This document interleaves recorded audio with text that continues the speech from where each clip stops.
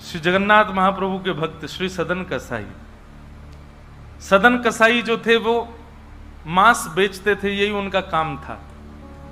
ऐसे तराजू में तोलते थे मांस को, तो जब मांस का विक्रय कर रहे थे तो उनको पता नहीं चला, वो भार की जगह शालिग्राम जी को रखते थे। लेकिन कीर्तन उनको बड़ा प्रिय था, कीर्तन करते हुए मांस बेचते थे। बताओ, ऐसा उनका स्वरूप।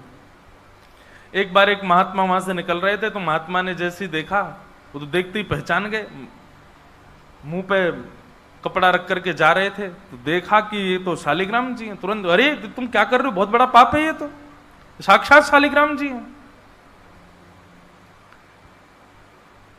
उसने कहा महाराज मुझसे गलती होगी, मुझे तो पहचान है नहीं। बोले लाओ इनको, मुझको दो।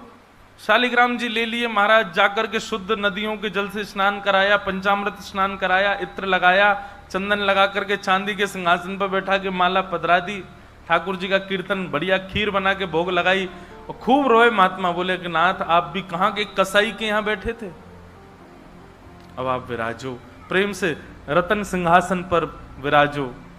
ठाकुर जी विराज गए। रात्रि को महात्मा के स्वप्न में आए, और स्वप्न में आकर के बोले सुनो, सुबह होते ही हमको ले जाओ और हमको वो सदन कसाई के पास छोड़ के आओ। महात्मा बोले वहां प्रभु मांस बेचता है, वो आपको तोलता है, तोलने के लिए भार बना करके रखता है, आप उसके यहां क्या करेंगे। ठाकुर जी कह रहे हम जितना कह रहे हैं उतना करो बस। बोले नाथ ये तो वेद विरुद्ध हो जाएगा, ये तो शास्त्र विरुद्ध हो जाएगा, मैं आपको कैसे वहां छोड़ के आ सकता हूं। आपको वहां क्या सुख मिल रहा है, वो शुद्ध नहीं, पवित्र नहीं, उसका स्थान अच्छा नहीं, मांस विक्रय करने वाला व्यक्ति, महापापी व्यक्ति, वहां क्यों जाना है आपको। ठाकुर जी बोले कहीं पर हमको स्नान करने में सुख मिलता है, कहीं हमको सिंहासन पर बैठने में सुख मिलता है, कहीं भोजन करने में सुख मिलता है, कहीं माला पहनने में सुख मिलता है, सदन कसाई के हमको लुढ़कने में सुख मिलता है।